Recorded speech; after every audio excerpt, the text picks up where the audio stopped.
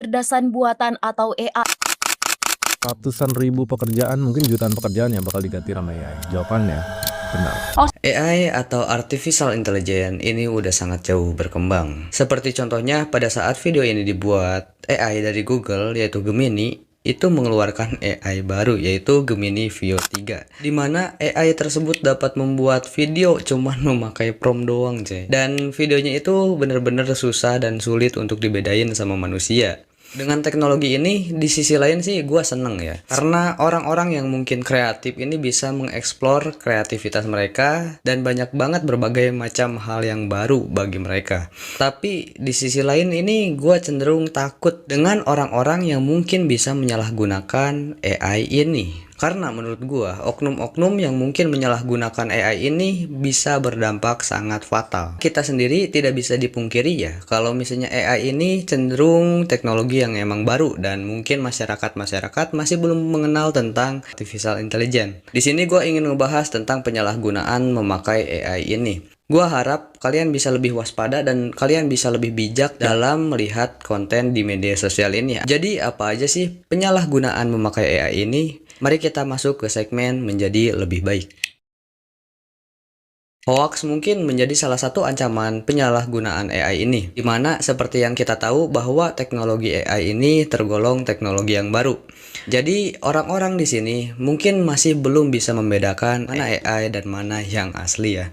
Dan selain itu, teknologi AI ini masih belum banyak regulasinya. Bahkan di Indonesia juga hukum terhadap AI ini masih belum ada. Dan karena itulah banyak oknum-oknum yang mungkin bisa menyalahgunakan AI ini. Akhir-akhir ini juga ada kasus di mana ada seorang YouTuber yang bernama Gerald Vincent di mana dia mendapatkan laporan bahwa ada oknum yang memakai mukanya promosikan situs judi online. Padahal ini bukan dia, tetapi ini oknum yang memakai AI dan memakai muka dia agar banyak orang yang masuk ke situs judi online karena dia memakai seorang muka YouTuber. Dan ini sangat-sangat berbahaya ya dengan menyalahgunakan AI ini, apalagi menyebarkan hoax yang sangat tidak masuk akal gitu menurut gua. Dan kalau misalnya kalian masih ingat, dulu pernah ada kejadian juga hoax seperti ini, yaitu Bapak Presiden kita yaitu Prabowo ada berita bagiin spray gitu. Dan suaranya itu mirip persis dengan Bapak Presiden kita yaitu Prabowo Subianto ya.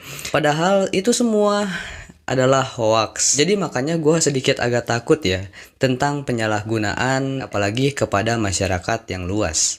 Ya mungkin kita cuman bisa menunggu aja tentang hukum-hukum AI ini segera ada di negara kita Indonesia ya. Hampir sama kayak hoax, penyalahgunaan AI ini bisa berujung penipuan. Tidak bisa dipungkiri, AI pada zaman sekarang ini udah pada canggih-canggih cuy. Udah banyak AI yang bisa menirukan suara kita dengan mirip dan ini bisa aja disalahgunain oleh oknum-oknum yang tidak bertanggung jawab untuk menipu kita semua. Dan ini semua benar-benar sangat berbahaya ya, dimana kita mungkin akan sulit membedakan mana yang asli dan mana yang AI.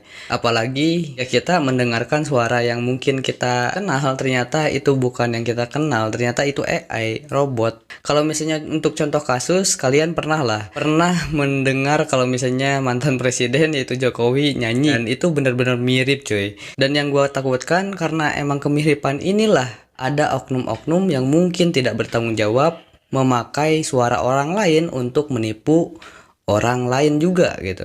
Dan ini benar-benar sangat banyak merugikan banyak orang dan juga menurut gua ini sangat-sangat berbahaya.